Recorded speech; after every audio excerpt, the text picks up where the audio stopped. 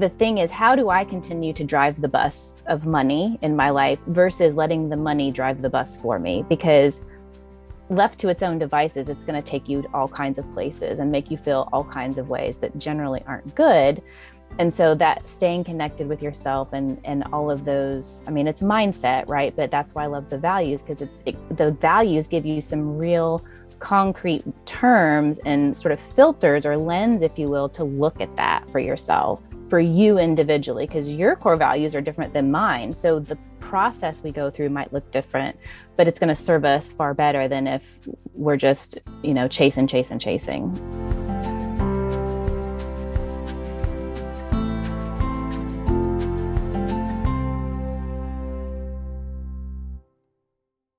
Welcome to the Money Skills for Therapists podcast, where we answer this question: how can therapists and health practitioners go from money shame and confusion to feeling calm and confident about their finances and get money really working for them in both their private practice and their lives? I'm your host, Linzy Bonham, therapist turned money coach and creator of the course Money Skills for Therapists. Hello, and welcome back to the podcast. Today's episode is brought to you by my masterclass, the 4-step framework to getting your business finances totally in order. As I've mentioned before on the podcast, and as I actually talk about with our guest today in a little more detail, the price for Money Skills for Therapists is going up in 2022. It's an important part of running a healthy business that takes care of you that you raise your price from time to time. I encourage all therapists, healthcare practitioners, and coaches to do this in your business as it's called for, and I'm doing it in mine too. So if you've been thinking about Money Skills for Therapists, if you're curious about the course, this is your chance to check out the masterclass, hear about my approach, hear about Money Skills for Therapists, and get into the course before the end of 2021 when the price goes up in 2022 by $700. The masterclass is your gateway into the course. So if you have missed the call, this is your last chance to check it out. We're actually going to be closing down over the holidays. Nothing's going to be happening around here. And when we start up again in January, the course will be priced $700 higher. So check out that masterclass if you're curious about Money Skills for Therapists. So this is our final episode of season 1. It's our 12th episode, and it's a great one to wrap up our first season. We're going to be taking a break over the December holidays. This episode really connects back to so many conversations that we have had this season. It's a really grounding take on money and how to make it meaningful and make sure that money is working for you and you're not working for money. So my guest today is Michelle Hardman. Michelle is a therapist consultant. She, as I mentioned in the episode, is the only therapist consultant I know who actually has an MBA. She runs the Primed Practice. She has the Primed Practice Planner, which is a beautiful planner for therapists and private practice, but also all sorts of other kinds of helpers and healers and practitioners. And today we get into a great discussion about how connecting with your core values can really strengthen your relationship to money and your money mindset, can help you set up a business that actually supports you and make sure that the goals you're going towards are your goals, not somebody else's goals, and the value of being planful in that. This was a really inspiring conversation to have with Michelle. I definitely had a lot of aha moments throughout it, and I encourage you to settle in and be self-reflective as Michelle talks about the value of authenticity in the work that we do and in our relationship to money. Enjoy.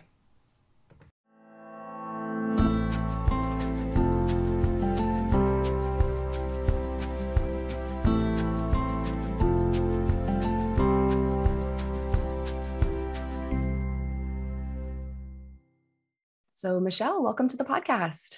Hi, thanks for having me. I'm very excited to be here with you. I am so excited to be here with you. Something, Michelle, that I feel like I need to point out to everybody up front. I don't know if you feel like this is important, but you are one of the few therapist consultants that I know in the space who has an MBA. Yeah, I tell people I'm kind of a unicorn. You certainly don't need an MBA to be successful, but yeah, I did that. My first life was in human resources management for almost 16 years. And I've said it before and it always feels so dumb when I say it again, but I never thought how much it would help me when I changed careers and got into private practice. And so it's been really wonderful because it's kind of helped me do some coaching and help other therapists, as you do, get really good at being an owner, a business owner. Yes. Yeah. You have this whole developed skill set from your previous life that you then get to bring to therapists in your work with them. Yeah, it's like its own toolbox, and so it's really great to be able to still use that and share it. Yeah, I bet. So, Michelle, I wanted to start by asking you about values. I know that you're a Daring Way facilitator. I know values are very important in that work. And I was curious for our listeners, like I feel like sometimes our therapists and health practitioners and coaches, when we struggle with money, it can really feel like money is actually in contradiction of our values. It can feel like those are like things that are very much in conflict. Yeah, it can. I'm curious from your perspective, how do our values come into money, making money mindset, all of that? Yeah, it's such a great question because they're so powerful. It does feel sort of on the surface like they can be in conflict with one another. But the magical thing is really that it's only the surface, right? Like if we dig into it, they're usually not in conflict at all. It's just that we are so unwilling and uninterested in looking at the money mindset and looking at what it means to us and whether we have money or don't have money or if we're successful or not successful. We often don't take time to slow down and think about our core values, our two core values in relationship to money. And so it sort of spirals out of control on itself, and we can slip into scarcity mentality and all these other things when really our core values, I think, are the best way to have a compass to help us navigate the money, right? But to do that, we have to be really aware, right? And have that insight around ourselves. And let's face it, when a lot of us as therapists who were not trained, in the business side of the world, boy, we can really just get in fight, flight, freeze mode, and just kick it under the rug and not look at it. Right. Yes. Yes. And so really, and that's what makes it feel like that's so in conflict. Because really, if we do a little work around that and dig into the core values and we start to learn for ourselves, what does money mean or what does success mean, then we can usually find where they align really well. And that's where I think the gold is in terms of, your own superpower to be a successful private practice owner. That's really interesting to me because values are something that I used to bring up actually a lot in my clinical work. And it's something that I bring up in Money Skills for Therapists too, in being in touch with your values. But I'm curious, like for people listening, I could see the question being there of like, but how? What could this look like? Could you give us like an illustration of how getting in touch with our core values can help with money or help us to improve our relationship with money? Yeah, I'll give you a personal example. My two core values are authenticity and gratitude. And so I can remember when I first opened my private practice and, we get those invariable cancellations and we start to panic about, oh my gosh, I'm not going to make the money that I need. How am I going to pay my rent? Or, fill in all of the blanks because there's many, right? Especially when we're new. And I found that leveraging gratitude for me looked like and sounded like, I'm a resourceful person. I know this about myself. I've always been able to pay my bills, thank goodness. And sometimes that was because I worked 3 jobs at one time. It wasn't fun, but I did it. And so when those cancellations would happen or, something would come up unexpectedly that cost more than I was ready for, especially as a new private practice owner, the gratitude for me, the leveraging of gratitude was really around, thank goodness I can do this. And this is what I love. And it really is what my passion is. And just kind of validating, kind of like we do as therapists, right? Like, this sucks, and honoring that feeling, but I'm so grateful I can sit in this space. And I'm so grateful I have, another session later today or this week, and really grateful to know and sort of trust myself that, okay, if I have to go work 3 jobs again, I will. I don't want to, but you've done it before. Right. So trying to get back into that space of gratitude is really helpful. And then the authenticity piece really helps as much or even more for me personally, because I had to get real with myself about how much money do I need to make? Right.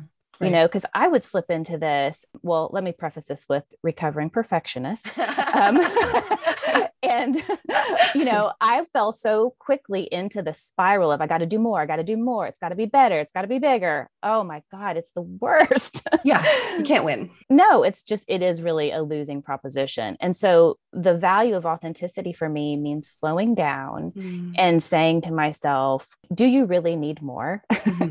Does it have to be bigger? What do you really need to live with you and your family the way you want to live? I mean, I might not be chartering private jets. Lord knows I'm not, right? But what does it really look like and mean for me authentically to have enough?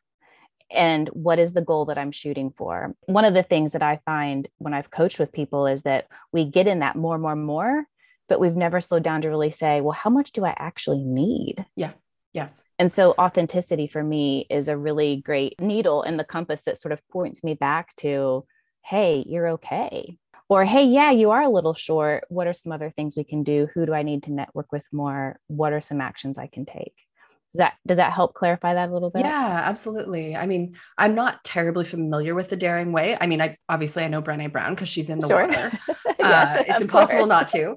Right. But what I'm kind of hearing is like, there's these two core values that you're talking about, two values here. Yes.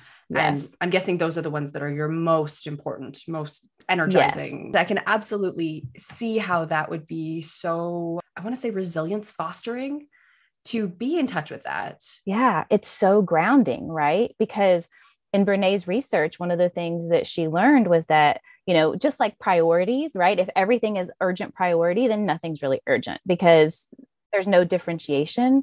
And so with values in her research, why she says you need to get it down to 2 core values is because if I have 10 core values, then what really is my guiding light, right? Yes. It gets so diffuse and then we don't really have that compass, right? It just becomes blades of grass we throw in the air. And so it's not as effective. And so I think, thinking about 2 core values is easy enough on the surface, but it's really kind of a challenge when you start to dig into it because, like for me, the example I always use is I really wanted courage to be one of my core values because I think it's just so important. But as I sort of dug in, for me, courage rolls into authenticity. And you can't be authentic without having courage. And then for you or someone else, right, courage might be the winner of the actual one of the 2 seats, but authenticity might roll up into it. So there's really no right or wrong. It's just what really feels most genuine to you. And whatever those core values are, and she talks about this in her work, is that, you don't just check those at the door when you walk into your office. Those are still your guiding principles and the beliefs that you believe are most important.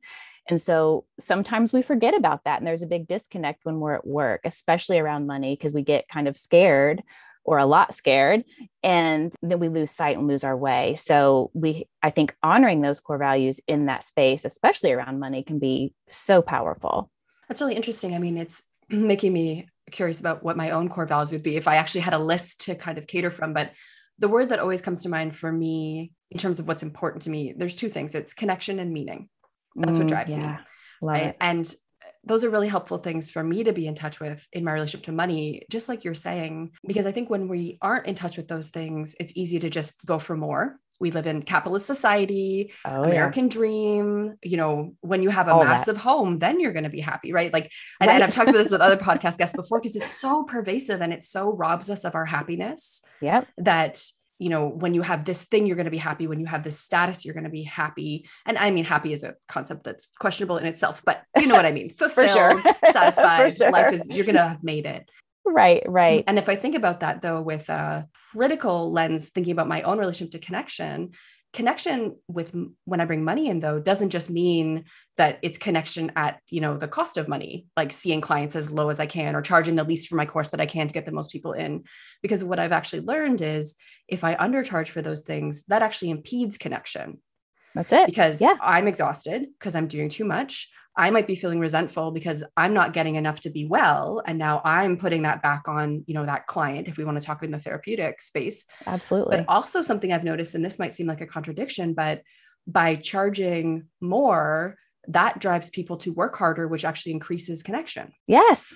because it means people are going to Yes. show up more, and I'm going to be able to use more of my superpower, which is connecting and encouraging and coaching. But I can only do that if somebody's bought in enough that they're going to show up. That's right. Absolutely. Because it's not a negligible expense for them. 100%. Right. And so I'm actually going to be increasing the cost of the course in January. We're actually doing a launch right now, getting people in the door at the 2021 price, because in order to deepen that connection with students, I've actually learned that I need to be charging more. So people show up even more and they get even more benefit from the course. Yes, 100%. That's their investment, right? You know, the phrase skin in the game always comes to mind for me. But yeah, you are investing in yourself, and, you know, you're worth more than a little bit to invest, whether that's energetically or monetarily, right? So yeah, everything you say, everything you just said, I would 100% agree with. That one of the biggest things that can help is that when we use those values and stay aligned, even in a money mindset with those values,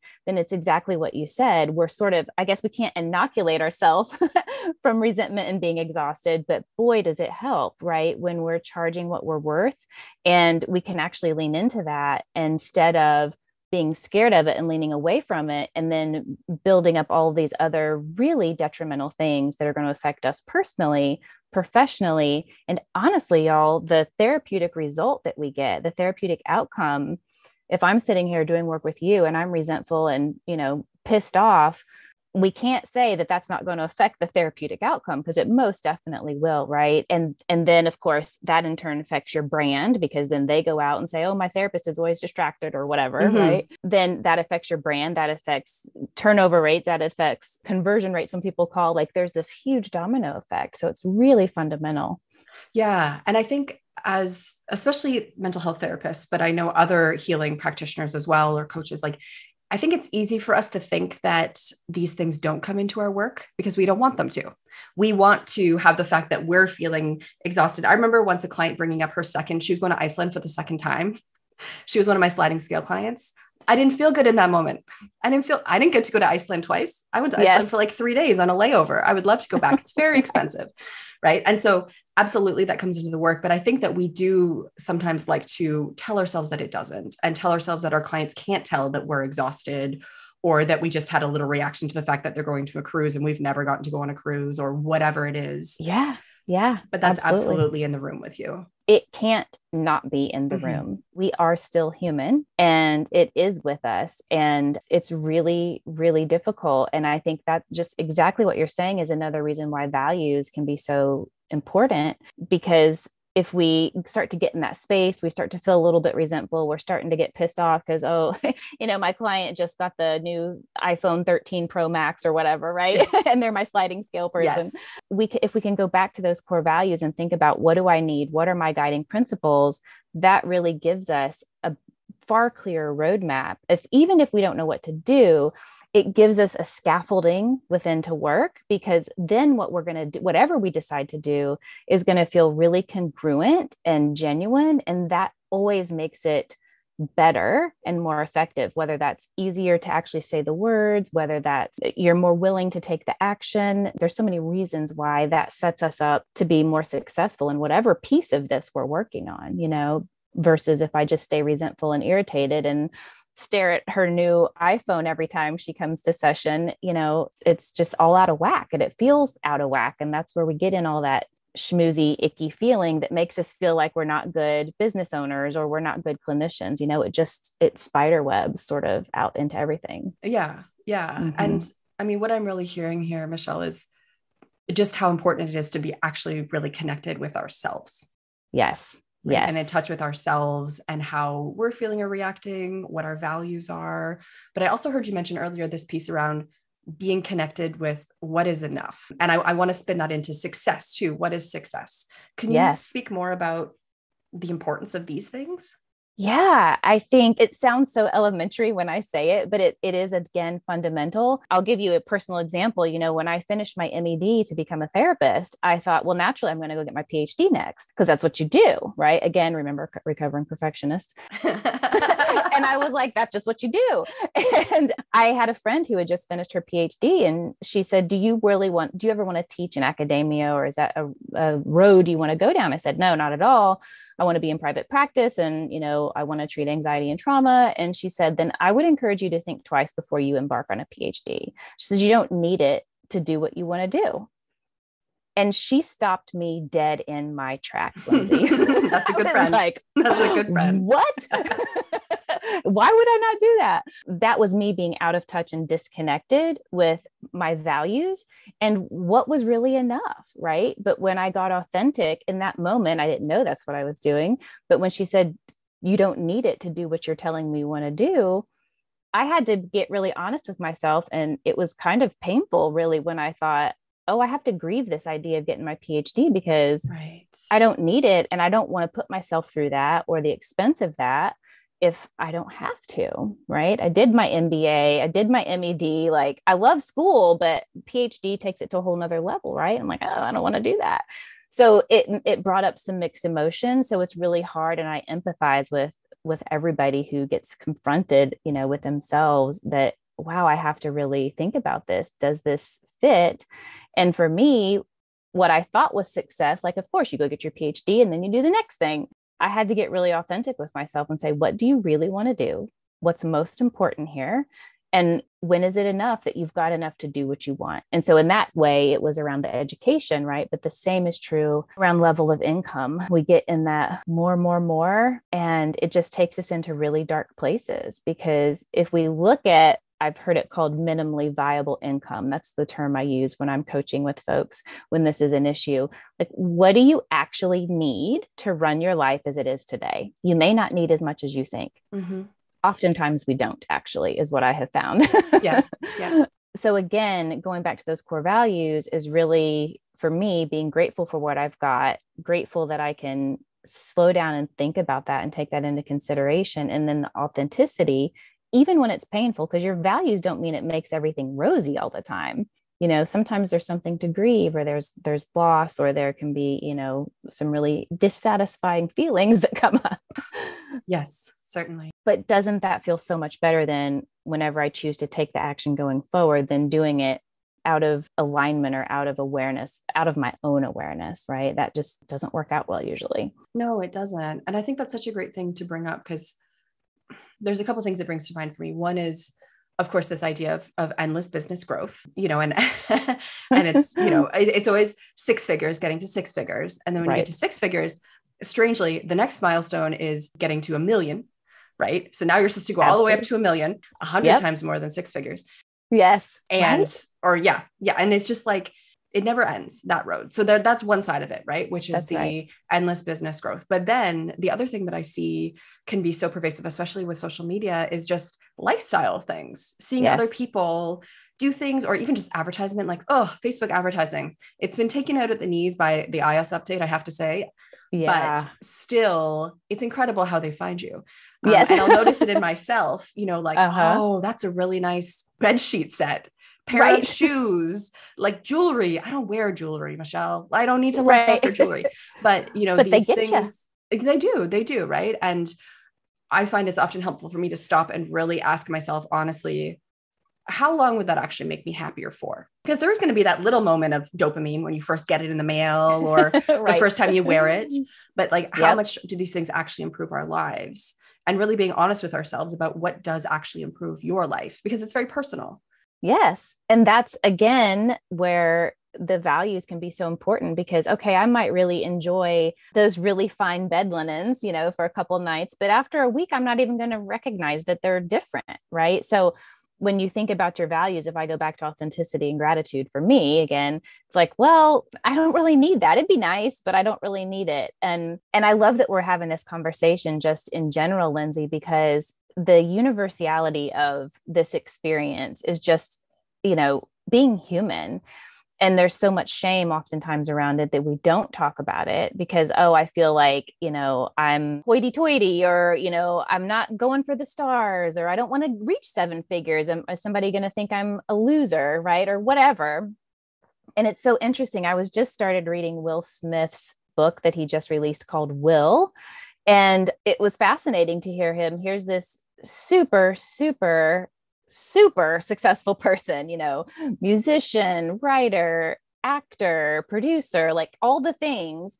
And in his book, he shares about how he felt like, okay, well, I need more mansions. I've got 7 cars. I need 8. I have 2 Grammys. I need 3, and always chasing that more. So, it is so human. And I love that, people like yourself can create space where we can share those thoughts and feelings, because they can feel pretty terrible in isolation. Absolutely. Yeah. And I think, in the work that I'm doing in the course, and I think in the work that you're doing too, Michelle, with your individual clients, it's actually finding the number for what is more, That's right? it. Like, because it is actually a number. There's actually a number there that means, okay, if I have this, in my case, it's like I can pay for my son's great organic, outdoor school where they eat organic food every day. Right. So that's Right. important. That's there. It. Right. Yes. And I can save for retirement, and then we can have, our quarterly staycations with like a few day trips that are going to make all the difference. Like really looking at your specific numbers, because those exist. Right. And you can actually Absolutely. sit down and look at your life and think honestly with yourself, as you say, connecting with your values, what really makes a difference for you? Because I can tell you that for me, eating really nice food, that doesn't do that much after a day or two. Right. But like going to like theater or music, that just like makes my life. Yeah. It fills your soul. That's where money is really going to serve me. Right. So it's like really connecting with where can money do the most for you? What do you actually need? What are your real goals? And kind of ignoring the noise. Yeah, exactly. Well, not everybody, a lot of my friends and people that I say this to, so feel free to make a ghastly face if you like. When, when people say, oh, do you want to get a pedicure or a manicure? Well, I mean, I might be mildly interested in a pedicure, but I don't enjoy manicures. I don't like it. And I don't want to spend money on it. And I have friends who go every week, every other week, and it's really important to them. And the money serves them that way. For me, I'm like, I like to sit. It's very therapeutic and like Zen for me to paint my own fingernails. Well, if I ever paint them, I don't usually. I don't either. Yeah. But like that to me is an easy sort of watch a movie, chill thing for me. And so I think what we're saying is, in addition to knowing what that number is, the thing is, how do I continue to drive the bus of money in my life versus letting the money drive the bus for me? Because left to its own devices, it's going to take you to all kinds of places and make you feel all kinds of ways that generally aren't good. And so that staying connected with yourself and all of those, I mean, it's mindset, right? But that's why I love the values, because the values give you some real concrete terms and sort of filters or lens, if you will, to look at that for yourself, for you individually, because your core values are different than mine. So the process we go through might look different, but it's going to serve us far better than if we're just, chasing. And I think with that is the idea of being intentional too, because as you know, I'm a planner junkie, and I created a planner for therapists to try to help keep some of these things like marketing and networking and money on the radar, because it can fall off so quickly, especially because we haven't been trained in any of this stuff. Being able to memorialize some of those things in your own handwriting can be really powerful, and making those notes and staying engaged with those pieces can be so much more effective. And y'all, it gets so much less scary, right, when we do that on an ongoing basis. So I think that's really important too. Absolutely. Yes. And I have your primed planner sitting right here with me. Yay. To name it, Michelle's planner is the primed planner, and it's for therapists, and it is beautiful. It is so thanks. Pretty. And I absolutely agree with you. There is something very powerful about writing on paper, probably especially these days where we do it so much less. And like looking in here, you have financial parts in this planner. We've got our financial finesse section of like looking out your expenses. You've got financial goals parts in here. But I love how you've also blended those right in side by side with all sorts of other things to keep track of in business or that are important to us. Right. To have, I would say, meaningful and fulfilling lives, to put my own language on it. Sure. Yes, it's a beautiful planner. Oh, thank you. I really appreciate that. It really has been a passion project. And this is the 3rd year. Well, going into 2022, that's the third edition of the planner. And it's been so fun and so absolutely terrifying. um, and I've learned so much. But, again, that was one of those things, again, in business, when you're deciding, do I want to start another revenue stream, or, do I want to open a group versus being a solopreneur? All of those things for me, I could not find a planner to save my life that lasted more than a quarter. I would get bored with it, or it didn't really function the way I needed it to. And so with my MBA, I was like, there are all these pieces of business I know I want to keep on my radar. And so when I couldn't find one for probably 2 years, I was like, okay, well, forget it. I'm just going to create one. And then I thought, oh, I could put it out in the world. And then I got really terrified because, but then again, the value of authenticity was like, no, I think this might be useful. So it's been a real joy and terrifying, like I said, at times too. I'm hearing the terrifying. Yes. Girl. Yeah. You have no idea. Well, you do. I do, actually. I take that back. You totally know what I'm talking about. And probably everybody listening knows what I'm talking about. Yes. But again, I love that the values can really guide us there, because that's when I was like, well, yeah, then I'm going to do it, because that's authentically what I believe we need out there. That's exactly what I hear coming through as you're talking about this, right? Like, similar to your process of creating the planner, that's how I made Money Skills for Therapists, when I was like, oh, this thing doesn't exist.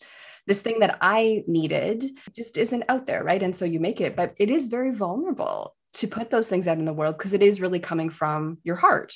Yes. Right. Like, this is an area, obviously, that you have like gifts. I remember you saying to me when we chatted once before that you're like an artsy, craftsy person, like that, you get in the zone. And so this is just bringing together this perfect synthesis of all these different gifts that you have. But when we do that, and I feel the exact same way, I guested in a mastermind yesterday with one of my business besties, and she introduced me as kind of like the perfect combination of spreadsheet and heart. I was like, I love that. What an awesome compliment. I know. It's very specific, but it's true. It's absolutely true. Like, I love spreadsheets, numbers, but also like lots of heart and presence and warmth and like genuine care for the work that I do and the people I work with. That's your connection, right? But when we combine our special things in that special way and put them out there, it is very vulnerable and scary, because we're not just like selling MLM products, right. Like, this is truly, something that is directly from us and our gifts. Yeah. And I think just you saying that little bit about that, talking about spreadsheet and heart, like, that's the connection piece, right? You can hear your core values shining out of that, right? So it helped you move into that space. So I think that's really quite lovely, actually. So for the Primed Planner, Michelle, I guess, first of all, I want to thank you for talking with me today. We're starting to wrap up. There's so much to talk about. I feel like we could talk for so long. Probably could. We could. But for this planner, can you tell us more about it? Who is it for? Let's start with that. Who is it for?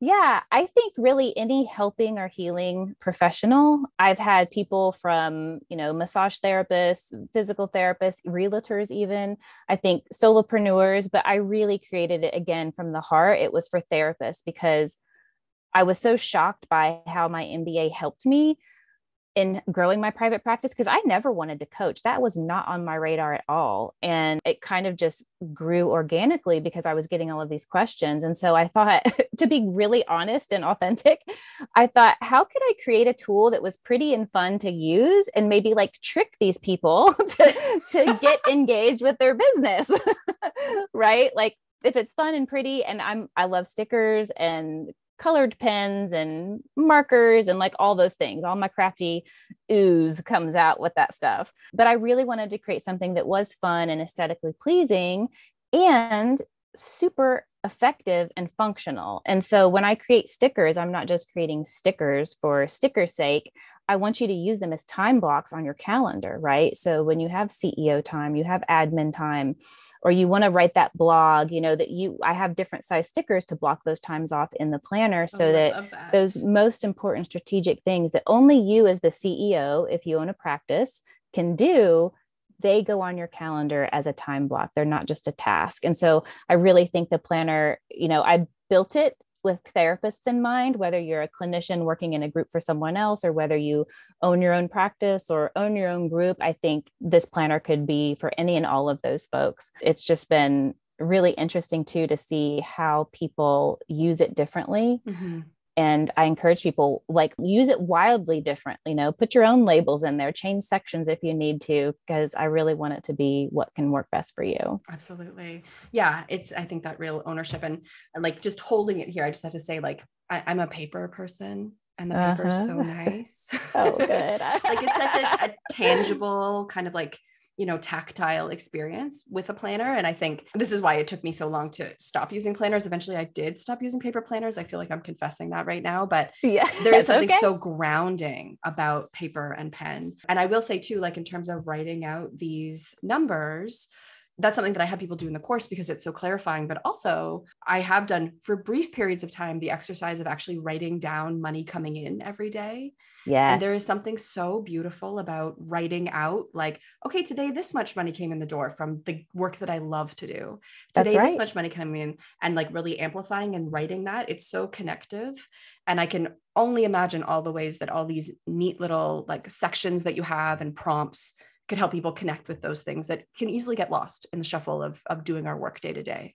Yeah, it really can. And so with the annual roadmap and then every month revisiting these areas that really sort of are the components of a business plan, which include, of course, money, staying engaged and getting in the cadence of doing that, between decreasing the fear and the overwhelm around it, and also increasing your interest and staying connected. And then I think, you're really setting yourself up for far more success, however you define that, because now you're in the know about your own business. And that's, I think, the thing that gets us, and, the Achilles heel in so many clinicians' career lives, because sometimes we want to ignore it and sweep it under the rug versus really look at it. So yeah. So we are going to have a link in the show notes for people to look at, order the primed planner for 2022. And Michelle, if people want to get into your world in other ways, is there a social media channel that's the best place for them to connect with you? Absolutely. Instagram or Facebook. I'm on both, and it's at The Primed Practice in both cases.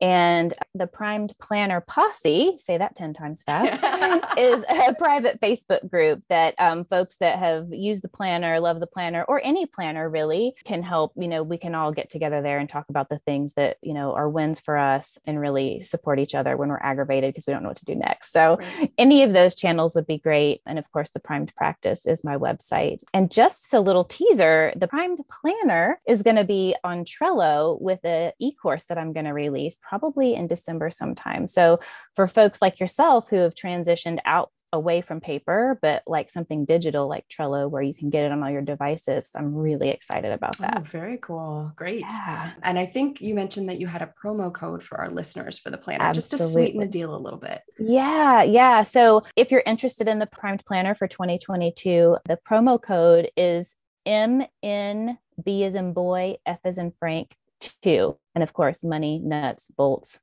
free 2. So MNBF2. If you order the Primed Planner for 2022, what that promo code will get you are 2 sheets of stickers and of the most top selling stickers that we've got. So, and that would be the strategic time stickers that have CEO and admin time, and then schedule changes where you can actually mark those changes out and keep your planner looking nice and neat. And I love these. I have the CEO and admin time stickers in my hand as we speak.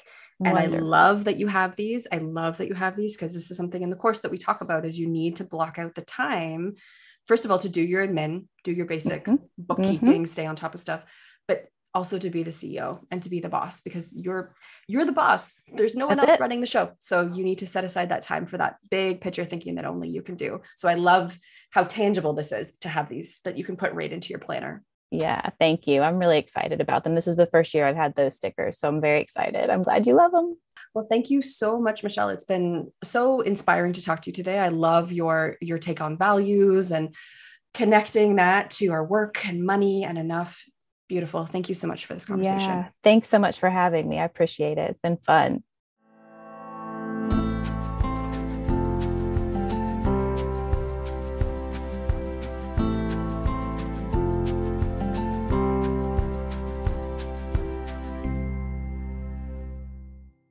I really enjoyed my conversation with Michelle. Definitely gave me some realizations of my own around my values and what might be my core values. I'm going to have to go check out this Daring Way Brené Brown work. But some of the values that I know are my most dominant values and how those connect to my relationship with money, and how they don't mean that money is not important, but money can actually support me in living those values. Really interesting, clarifying ideas from Michelle. And it was just such a heartfelt conversation. You can feel that authenticity is one of her core values. That is very apparent in the way that she communicates and in the love that she's obviously poured into this planner. So if you are at all curious about the Primed planner, go check it out. It is beautiful. I wish that you could see it, but it's a podcast. But it's so nice to touch.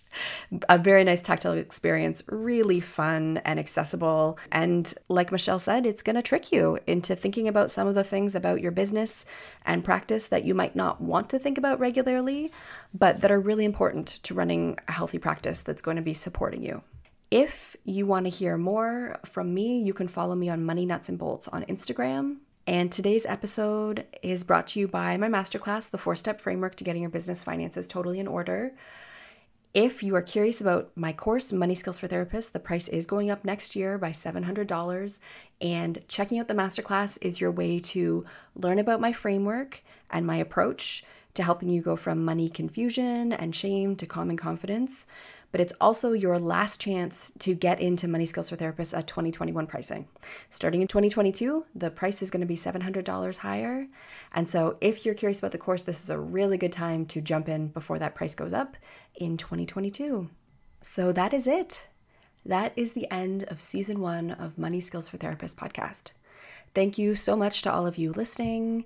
Thank you for your emails with your kind words and your suggestions for future topics.